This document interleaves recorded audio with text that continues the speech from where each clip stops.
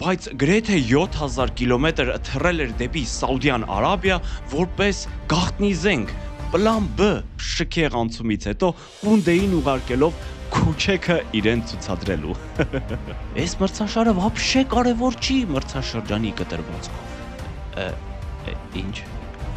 Դուք հավերժ գալու եք։ Նա 11 մետրանոցը վաստակեց եւ կարող էր գոլի հեղինակ դառնալ։ Ես ստիպված եմ։ Չէ, հտրում եմ։ Արբելոան փորում Ալոնսոյի տակ։ Մի քանի օր առաջ հետևեցինք վերջին տարիների լավագույն կլասիկոներից մեկին, ողջույն բոլորին։ Մենք համոզված ենք, որ այս վիդեոն մեր լավագույններից է լինելու, եթե նայեք մինչև վերջ։ Գուցե ռեալը այնտեղ գոլը խփի վերջապես։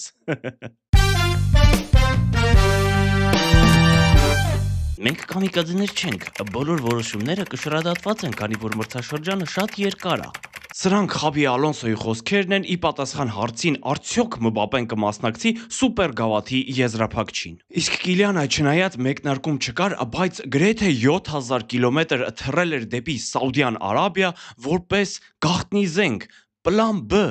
վարձու մարդասպան, կարճ ասած Չակ Նորիսը Բրուս Լիի դեմ։ Ովքեր տեսել են Բրուս Լիի Վիշապի ուղին ֆիլմը, ապա կհասկանան, որ Մբապեն դաշտ մտավ որպես վերջին չարագործ, բայց նրան տապալեց Ֆրենկի դե Յոնգը, որի մեջ մտել էր Բրուս Լիի հոգին, իսկ Ռաֆինյայի մեջ Դեմբելեն էր։ Սա խորհրդանշում է Բարսայի տրամադրվածությանը խաղին, ու պետք է ընդունել, որ կատալոնացիները մի քիչ ավելի լավ էին տրամադրվել, Բաչեն, Ալոնսոն խաղից հետո արդարանում էր կարծես զգում էր մոտալուտ վախճանը։ Իսկ բուն խաղի առաջին կեսն անցավ հավասար պայքարում։ Նախ Ռաֆինյան բացեց խաղի հաշիվն ու երբ բոլորը մտածում էին, թե հենց այդպես էլ կավարտվի այն, կայծակ եղավ արաբական անամպ երկնքում ու ֆուտբոլիստները գրգռվեցին։ Առաջինը Վինիսիուսն էր, ու դա զարմանալի չի, ում համար էլ տենց պարեն էլի շեղվում ես։ Լավ, կներեք, Վինիսիուսը շքեղ գոլի հեղինակ դարձավ շքեղ անցումից հետո Կունդեին ուղարկելով Քուչեքը իրեն ցուցադրելու։ Ու մինչ Ռեալի կենտրոնական պաշտպաններ Ասենսիոն եւ Հյոյսունը շնորհավորում պաչպչում էին Վինիսիուսին գոլի առիթով, Լևանդովսկին կրկին Բարսային առաջ մղեց ու ընդհանրապես այս պաշտպանությունը կարելի է գրանցել Գինեսի գրքում որպես լավագույն վատագույնը։ Նույնը կարելի է ասել Բարսայի պաշտպանների մասին, մինչ նրանք փորձում էին հետ բերել ծերուկ Լևանդովսկիին, Գոնսալոն կրկին հավասարեցրեց հաշիվը։ Լևային ինչ էր եղել, որ ուրախության պերեդոզ էր, այդ տարիքում դա շատ վտանգավոր է։ Ու այսքան պախատելնելուց հետո Ալոնսոն խաղից հետո ասում է. «Այս մրցաշարը вообще կարևոր չի մրցաշրջանի կտրվածքով»։ Ալոնսո չոտի вообще դիսյոս չորտ պաբիրի։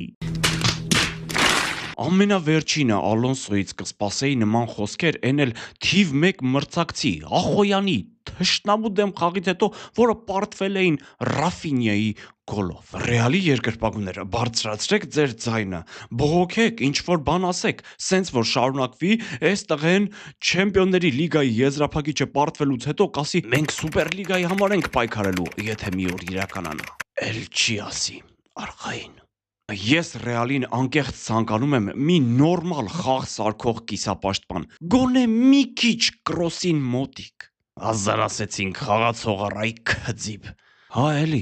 օրինակ Տրենտին ձրի բերեցին, ով իմանա հիմա ինչով է զբաղվում Մադրիդում, ինչպես կանխատեսել էինք, հաստատ հլը որ ֆուտբոլ չի խաղում։ Մտածում են, թե գնում եմ Ռեալ ֆուտբոլ խաղալու։ Միամիտներ։ Ու առանձին կարելի է հիշել Լամին Յամալին, որը ամենաաշխույժն էր տոնելիս, բայց տեսար տղեն ինչ անցումներ արեց։ Հանգիստ, ես դրա մասին չեմ խոսում։ Բայց այդ անցումներն էլ ընդամենը մի 2 հատ էին։ Ընդհանուր առմամբ նրա խաղը միջին էր։ Արդեն հստակ զգացվում է, որ նա նախորդ տարվա ազդեցությունը էլ չունի։ Մի հատ հիշեք Եվրոպայի առաջնությանը ինչ էր անում։ Ես շատ հուսով եմ, որ այս հասունացման պերեխոդնի ոզրստը անցնելուց հետո նա նորից կսկսի ազդել խաղերի վրա, թե չէ արդեն դառնում է շարքային ֆուտբոլիստ։ Եթե սենց շարունակի, Ռունի Բարջին նրան սաստավից կգցի, խոսքս հիշեք։ Ինչ վերաբերվում է թիմերի կիսապաշտպանությանը, ապա Բարսան այստեղ ակնհայտ առավելություն ունի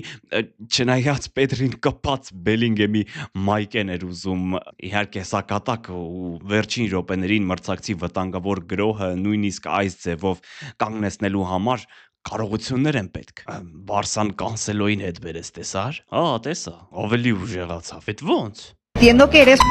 What is that? Լավ, այսքանով սահմանափակվենք խաղի մասին, վերջում կլինի խաղից հետո տեղի ունեցած իրադարձությունների մասին, իսկ այժմ առաջիկա խաղերն են, որից հետո հակահերոսներն ու հերոսներն են իրենց բլբլթումներով։ Մի հատ վիդեո ցույց տամ, որ ասես ջան, դավայ։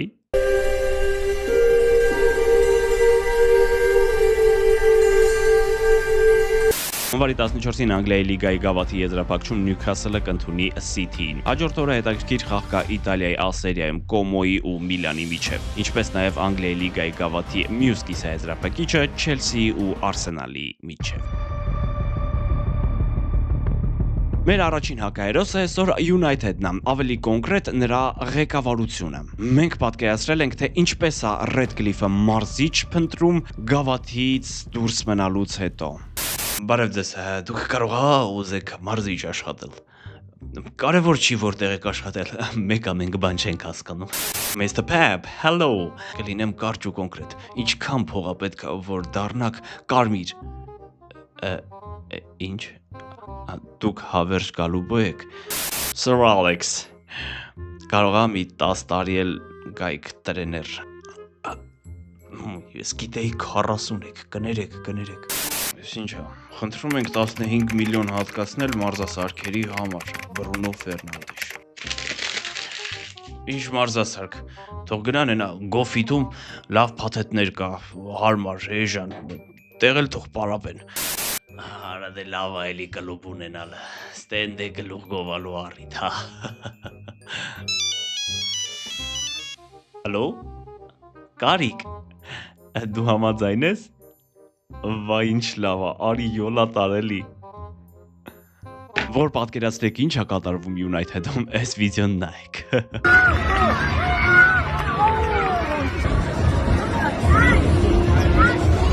Համարյա նույն ձևով է կառավարվում Nottingham Forest-ը, որի սեփականատերը շատ է սիրում գիրոս։ Ինտեգրացիա է որ անում ես։ Ցավոք ոչ, ուզում էի դրանով ասել, որ Մարինակիսը ընդամենը հույն է։ Անտառապահները թռան գավաթից Վրեքհեմից, հոլիվուդյան դերասան Ռյան Ռեյնոլդսի թիմից, ու ընդհանրապես եթե այսպես շարունակվի, մի օր կտեսնենք, որ Snoop Dogg-ը Բրիտանիայում թիմ է ձեռք բերել մարիհուանա անունով։ Crystal Palace-ը նույնպես թռավ գավաթից պարտվելով Macclesfield-ին։ Այս թիմը Բրիտանիայի ֆուտբոլային համակարգի 6-րդ աստիճանում է հանդես գալիս։ Իսկ տերը ակումբը առել է նենց ոնց որ մեր հարևան վաղոն երեխա ունեցավ։ Ես երբեք չէի պատկերացնի, որ sense բան կլինի։ 4 տարի առաջ ահա որ հարբած վիճակում էի, երբ գնեցի ես ակումբը։ Ու հաղթանակից հետո սաղ քաղաքը լցվեց դաշտ։ Սաղ քաղաքը։ Ինչ 50,000-անոց պուջուրի Քիփլիկ քաղաք է։ Հակահերոսությամբ աչքի ընկան նաև Մանչեսթեր Սիթին եւ Բավարիան բասկետբոլային հաշիվներով հաղթելով իրենց մրցակիցներին։ Եթե Բավարիայի դեպքում դա սովորական է, նրանք հաղթեցին 8-1 հաշվով Վոլֆսբուրգին Բունդեսլիգայի հերթական տուրում, ապա Սիթիի դեպքում ուղղակի չգիտեմ, նրանք 10 գնդակ ուղարկեցին համեստ Exeter City դարպասը գավաթային խաղում։ Սարսափելի է։ Արա մի քիչ տեսած պահեք ձեզ էլի։ Իտալիայում կայացավ առաջին տեղի խաղը Ինտերի եւ Նապոլիի միջև։ Այստեղ միանգամից կարելի է երկու հերոսի առանձնացնել, բայց մինչ դա անդրադառնանք Անտոնինո Կոնտեին, որը կրկին սկսել է բլբլթալ։ 1-1 հաշվի ժամանակ փոխարինման մտած Հենրիխ Մխիթարյանի նկատմամբ խախտեցին խաղի կանոնները եւ մրցավարը գնաց դրվագը դիտելու ու բնականաբար 11 մետրանոց նշանակեց, ինչին իտալացի մասնագետը այսպես արձագանքեց. Մի անգամ չգովաս, թռնում նստում են գլխի դարա։ Հենոն կարող էր բացարձակ հերոսանալ, նա 11 մետրանոցը վաստակեց եւ կարող էր գոլի հեղինակ դառնալ ու հաղթանակ պարգևել Ինտերին, բայց չստացվեց։ Փոխարենը ավելի հերոսացավ Նապոլիից Սկոթ Մակտոմինեյը։ Նա 2 անգամ հավասարեցրեց հաշիվը խաղի եւ չեմպիոնական պայքարը ավելի բլբլթացրեց։ Կրասավչիկ պրոստը։ Մինչ Ռեալը տխրում է կորցրած տիտղոսների համար, Էնդրիկը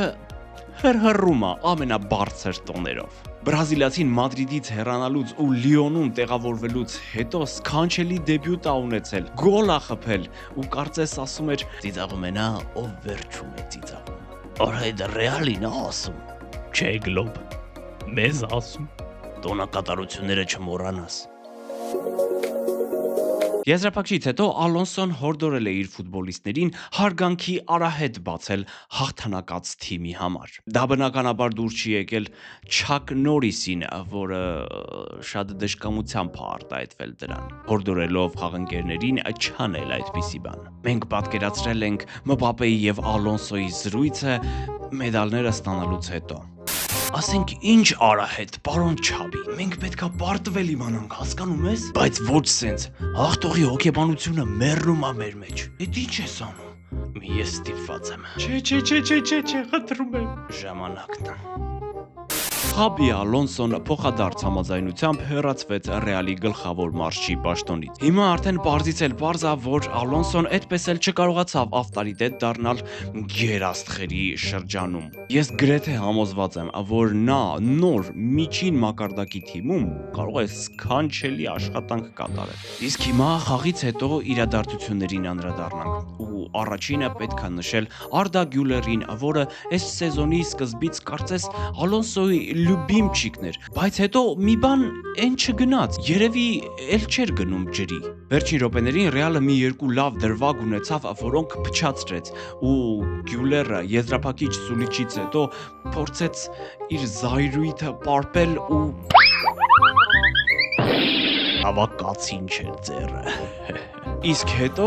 գնաց Բարսայի ֆուտբոլիստների ցոպ ու շվայտ տոնակատարությունները, որոնք միշտ էլ գունավոր են։ Ես հասկանում եմ, որ դա Ռեալի երկրպագուներին դուր չի գալիս, դրա համար ձեր սիրած թիմի գլխավոր մարզիչ դարձավ Ալվարո Արբելոան, որը բացի Ռեալի ֆուտբոլիստ լինելը, արդեն հասցրել է լավ հաջողություններ գրանցել ակումբի ակադեմիայի տարբեր թիմերում։ Բայց ամեն դեպքում ես կարծում եմ, որ նա էլ երկար չի ձգելու։ Իսկ դուք ինչ եք կարծում, կկարողանա Ռեալին ոտքի կանգնեց։ Այո։ Շատ լավ։ Ինձ հենց նոր հայտնեցին, որ պարզվել է, թե երբ վանից էր Արբելոան փորում Ալոնսոյի տակ։